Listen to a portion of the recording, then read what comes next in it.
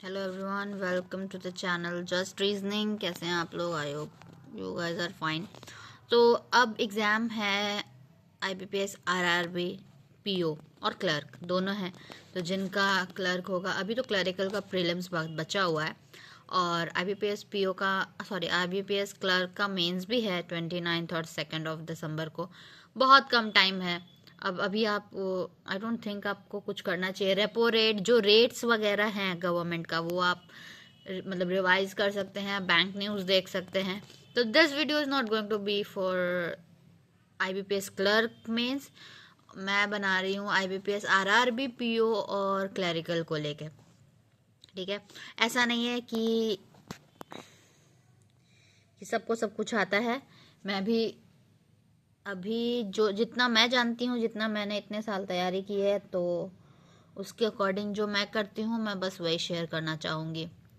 If it is helpful for you तो आप please try कर सकते हैं।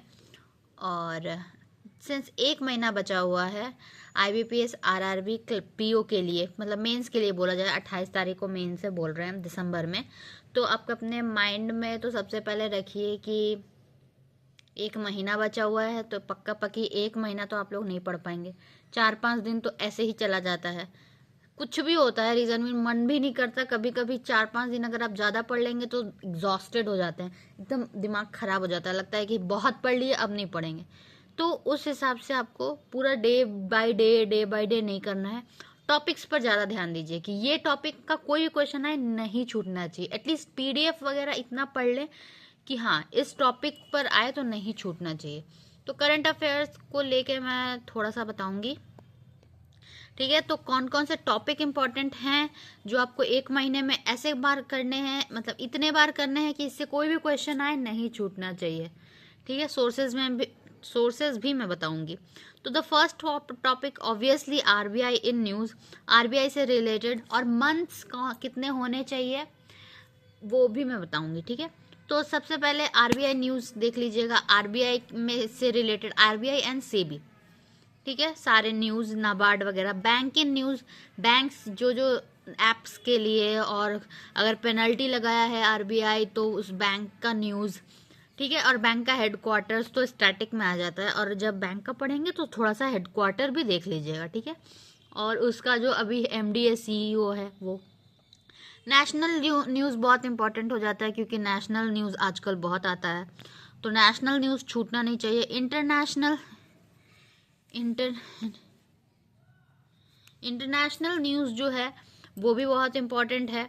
ठीक है, कहाँ के प्राइम मिनिस्टर कौन से बने हैं और प्रेसिडेंट कौन बने हैं, ये सब छूटना नहीं चाहिए। हाँ, ये है एमओयूज मतलब अगर इंडिया का एमओयू हुआ है वो किसी कंट्री के साथ में, वो बहुत इंपॉर्टेंट है। और लोन्स, जो एडीबी लोन देता है इंडिया को या फिर कोई कंट्री को तो नहीं, मेनली इंडिया वाला ही पूछते हैं, कौन से स्टेट को कितना मिलियन डॉलर दिया लोन, वर्ल्ड बैंक कितना लोन दिया, और आईडीबी मतलब आई क्या था, Asian AIIB, Asian infrastructure development bank, कुछ ऐसे नाम मैं अभी भूल रही हूँ। बट वो सारे जो भी लोन्स आ रहे हैं इंडिया में, कौन से स्टेट में कितना लोन, और हाँ, किस चीज़ को लेके लोन दिया जा रहा है, पर्पस क्या है। जैसे असम को दिया गया है लोन 109 मिलियन डॉलर का, 109 मिलियन डॉलर का, तो क्या है, सस्टेनेबल डेवलपमेंट के लिए है या फिर ट्रांसपोर्टेशन में है, वो भी मतलब वो लोन्स में आ जाता है। जितने भी लोन मिल रहे हैं इंडिया को, वो बहुत इंपॉर्टेंट है। उससे तो एक क्वेश्चन बनता ही बनता है लोन्स के लिए। फिर एप्स एंड पोर्टल्स, जो ऐप लॉन्च हो रहा है इंटरनेशनली भी, बहुत सारे जो जो ऐप लॉन्च होते हैं, और फाइनेंस से रिलेटेड भी ऐप्स, जो जो ऐप लॉन्च हो रहे हैं, ऐप एंड पोर्टल। और ऐसा नहीं है कि कहीं से भी ऐप्स एंड पोर्टल, नहीं, एक पर्टिकुलर पीडीएफ उठाइएगा जो बैंकिंग के लिए बहुत ही ज़्यादा अच्छा होता है। आजकल तो बहुत सारे हैं, बट मैं बता रही हूँ। और स्टैटिक में इम्पॉर्टेंट है नेशनल पार्क्स आपको थोड़ा सा याद करके रखना चाहिए, क्योंकि कभी भी आ जाता है। और अभी एसबीआई क्लर्क में भी आया था, तुंगेश्वर समथिंग कुछ नेशनल पार्क कुछ आया था, जो कि मुझे पता था महाराष्ट्र होगा, बट वो मैं श्योर नहीं थी क्योंकि मैंने नेशनल पार्क रिवाइज नहीं किया था। बस रिवाइज नहीं किया जिसके वजह से वहाँ पर मैं श्योर नहीं होके मैंने अटेम्प्ट ही नहीं किया। तो ऐसा होता है।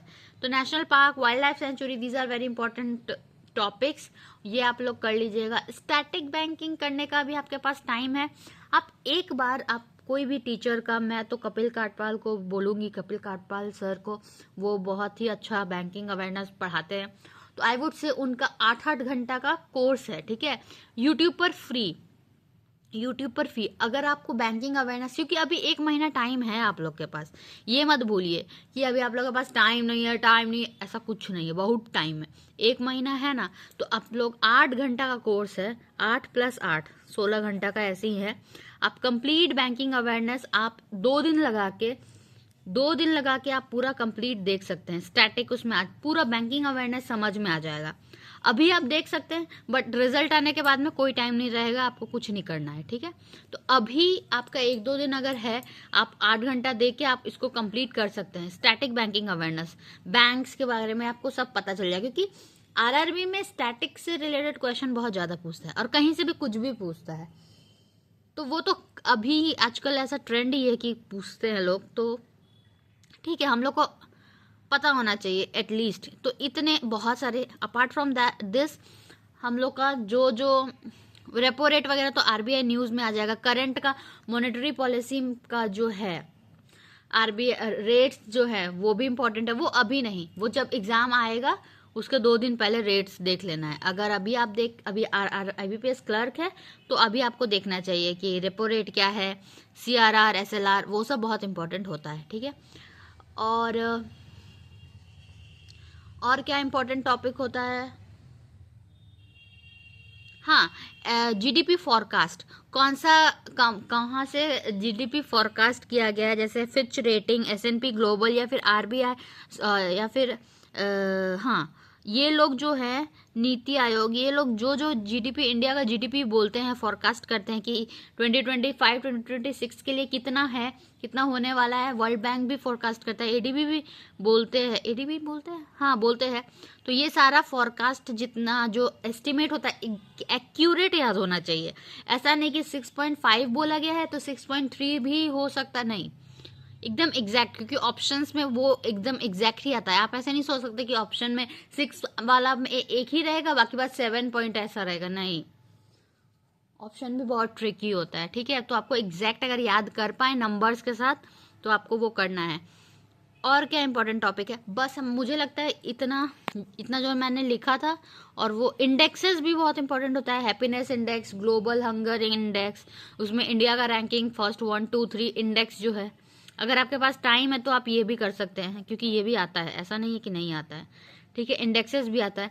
इसके बाद में अगर इतना ये सबको आप एटलीस्ट, यहाँ पर देखिए मैंने लिखा हुआ है, 4 बार अगर आप बाय हार्ट लर्न करके रिवाइज कर चुके हैं 4 बार, आप ऐसे करिएगा, जब भी कोई बनाइएगा ना कॉपी, या फिर आपके पास नोट्स नहीं है, आपको बुक पढ़ना है, मतलब पीडीएफ से भी पढ़ रहे हैं, तो एक बार उसको पेन से ऐसे टिक करके रखिएगा।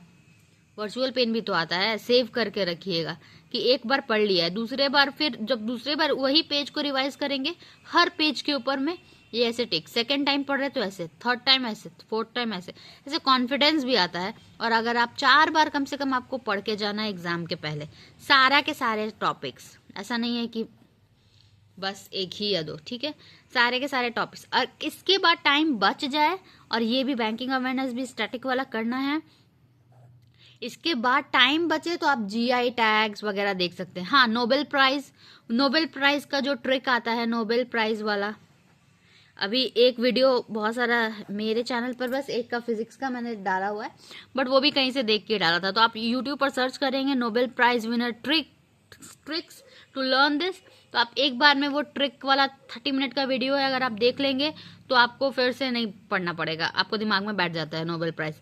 ये आप एग्जाम के थोड़ा दिन पहले देख सकते हैं, एक बार में देखने से याद हो जाता है, ठीक है। ये ज़्यादा प्रॉब्लम नहीं होता है। ये बैंक न्यूज़ ये सब का कोई ट्रिक नहीं होता है, आरबीआई न्यूज़, बैंक न्यूज़ और नेशनल न्यूज़, ये सब का कोई ट्रिक नहीं है। तो इसको तो आपको बार बार पढ़ना ही पड़ेगा। तो ये आपको करना बहुत इंपॉर्टेंट है। इंडेक्स हो गया, नोबेल प्राइज हो गया, जीआई टैग्स भी जो मिल रहे हैं, मतलब अभी रिसेंट में जो जीआई टैग मिले हैं वो भी, बट वो बाद में, पहले इतना हो जाए, अब उसके बाद में आप उसको देख सकते हैं, स्पोर्ट्स देख सकते हैं। ठीक है, अगर आप में कैपेबिलिटी है तो आप पूरा का पूरा जो पीडीएफ आता है अफेयर्स क्लाउड का, या फिर जो मंथली पीडीएफ आता है, आजकल हर कोई, सारे सर लोग का जो वेबसाइट होता है वहाँ पर पीडीएफ मिलता है, अड्डा का पीडीएफ मिलता है मंथली, ऑलिव बोर्ड का मंथली पीडीएफ मिलता है, तो उसमें आप पूरा पढ़ सकते हैं, जो कि पॉसिबल नहीं है। उसमें से सेलेक्टिव आप इतना टॉपिक्स अगर पढ़ के जाएंगे तो ऑब्वियसली आप कम से कम 15 से 20 क्वेश्चन तो आप सही बना ही सकते हैं। 50 क्वेश्चन का टारगेट नहीं लेना है हम लोग को, नहीं होता है, किसी का नहीं होता है। 40 क्वेश्चन आएगा तो भी नहीं होता है, तो उतना देखना ही नहीं, क्योंकि अधिकतर क्वेश्चन कहीं से भी होते हैं। अब रैंडम क्वेश्चंस और इतना ज़्यादा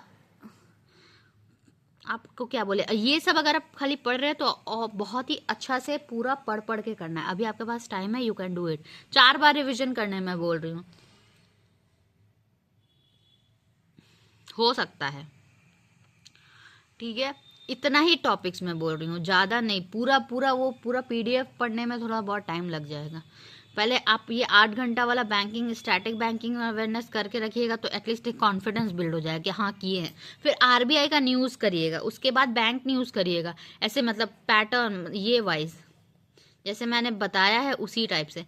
नेशनल न्यूज़ बहुत इंपॉर्टेंट हो जाता है। ठीक है, और क्या है मैंने सब बता दिया।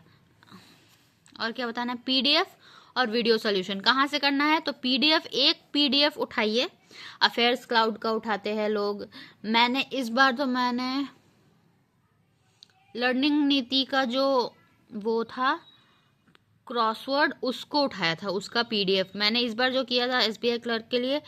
ये सारे टॉपिक्स सारा तो मैं नहीं कर पाई थी, क्योंकि मैं मतलब एसबीआई क्लर्क में के बाद, प्रीलिम्स के बाद में थोड़ा सा मेरा अलग ही चल रहा था, ये सब थोड़ा अलग है, तो उसकी वजह से मेरे पास टाइम नहीं था, मेरे पास बहुत कम टाइम था। इसकी वजह से मेरा आईबीपीएस क्लर्क का प्रीलिम्स, एलआईसी का भी प्रीलिम्स खराब हुआ, तो वो अलग बात है। बट मैं यहाँ तक बस करके गई थी, लोन्स वगैरह तक। मैं स्टैटिक नहीं देखी, कुछ नहीं देखी। और ये बैंकिंग अवेयरनेस मेरा पहले का पढ़ा हुआ था, तो इस बार तो वैसे भी स्टैटिक से ज़्यादा बैंकिंग अवेयरनेस आया नहीं। बट आरआरबी वाले लोग पूछते हैं, नाबार्ड वेरी इंपॉर्टेंट, क्योंकि आरआरबी है तो नाबार्ड से भी रिलेटेड क्वेश्चन आता है, तो ये सब आपको पढ़ना है। और पीडीएफ को मैं कोई भी बोलियो, अफेयर्स क्लाउड उठा लीजिए, ऑलिव बोर्ड का पीडीएफ, मंथली पीडीएफ उठाइएगा। एक साथ जो आता है बहुत हेक्टिक हो जाएगा, कॉन्फिडेंस ही नहीं आएगा पूरा, कहाँ फिर पीडीएफ देख के दिमाग खराब होता है। Monthly PDF will be enough. Weekly कर सकते हैं, तो मुझे वीकली बहुत ज़्यादा लगने लगता है।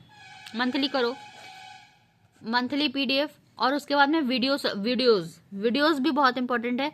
एक जन का वीडियो देखो और बार बार देखो। ऐसा नहीं कि अभी मतलब अगस्त मंथ का देख लिए फॉर एग्जाम्पल कपिल सर से, फिर सितंबर मंथ का देखेंगे आशीष गौतम सर से, तो ऐसे नहीं, एक ही सर को देखो बार बार, और वही वीडियो बार बार। ऐसा नहीं कि किसी और का फिर से सेम अगस्त मंथ का दूसरा सर का देखें, नहीं।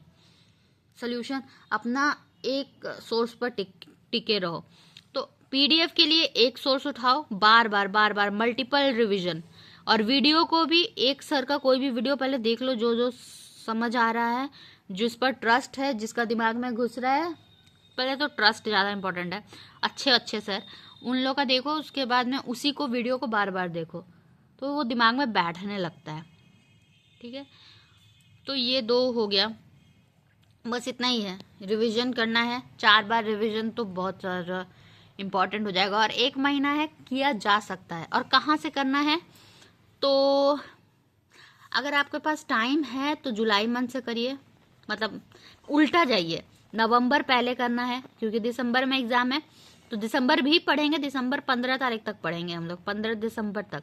ठीक है, नवंबर अभी पढ़ेंगे। अभी नवंबर का पीडीएफ अगर नहीं आया है, अभी 2-3 दिन बचा हुआ है ना, नहीं आया होगा, तो अक्टूबर देखेंगे। अभी 2-3 दिन अगर आपको बहुत करंट अफेयर्स पढ़ने का मन है तो प्लीज़ अक्टूबर करो। पूरा पीडीएफ अक्टूबर का जो ये टॉपिक्स बताए हैं ये सब करो। टॉपिक हो जाए तो एक बार पूरा में जाके वो टॉपिक के ऊपर में टिक कर लो, ठीक है, टिक कर लो, यानी कि ये टॉपिक अभी अक्टूबर मंथ का हो गया है, ऐसे ऐसे करके जब ये सारे टॉपिक हो जाए तो बचे हुए टॉपिक्स पर जाया जा सकता है, जो कि टाइम नहीं मिलेगा ऑब्वियसली। अक्टूबर करो, उसके बाद में फिर सितंबर करो, फिर अगस्त करो, 3 महीना इधर हुआ, नवंबर दिसंबर तो है ही, जुलाई भी जाया जा सकता है। बाकी बात तो कहीं से भी आए, कब कहाँ से आएगा कोई नहीं जान सकता। हम लोग अपना तो तैयारी बस इतना ही रख सकते हैं, एटलीस्ट मैं इतना ही रख सकती हूँ। जो लोग शुरू से डेली पढ़ रहे हैं उनके लिए ये बेनिफिट क्या है, रिवीजन दिमाग में बैठता ही नहीं है, इतना सारा चीज़ रहता है। रिवीजन बहुत इंपॉर्टेंट है क्योंकि उस टाइम में इतने सारे ऑप्शंस रहते हैं, दिमाग में नहीं आता है अगर आप रिवीजन नहीं किए रहेंगे। रिवीजन बहुत इंपॉर्टेंट है, मैं बार बार बोल रही हूँ, जितना बार रिवीजन कर पाओ, और हमेशा टिक करते रखा करो। एक बार भी अगर एक पेज पूरा पढ़ लिया है, टिक कर दो कि हाँ एक बार पढ़ लिए हैं, कॉन्फिडेंस आता है। उसको 10 दिन बाद भी देखोगे ना तो एक बार टिक किया हुआ रहेगा, तो लगेगा कि हाँ किया हुआ है, तो फिर थोड़ा सा कॉन्फिडेंस बिल्ड होता है।